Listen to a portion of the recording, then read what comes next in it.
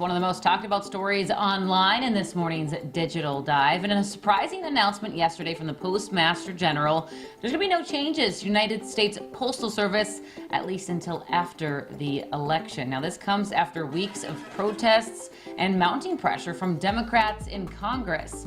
Now, those changes will take place after the election and include banning overtime, late delivery trips, and cutting back on office hours.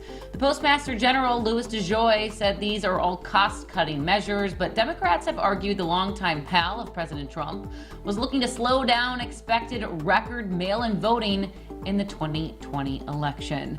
But there's already some big changes to Minnesota's post offices that are impacting services right now. The Postal Service has been removing mail sorting machines from some of their distribution centers here in our state.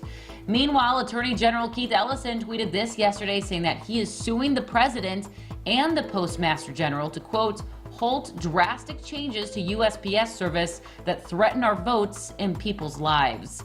Minnesota has joined 14 other states in this lawsuit aimed at stopping further changes in the postal system for the time being. If you want to read more about that lawsuit, details are posted right now at KARE11.com. Meanwhile, this has had well over 100 comments on our KARE 11 Facebook page. Majority of our Sunrisers asking if the changes that were already made in our state will be reversed before the upcoming election, which is a great question. And we should hopefully get some answers to these questions from our Sunrisers come Friday, as the Postmaster General, Louis DeJoy, is set to testify in front of the Senate. Yeah, all the headlines leading up to this should be a fiery one, I think, Alicia. Thank you.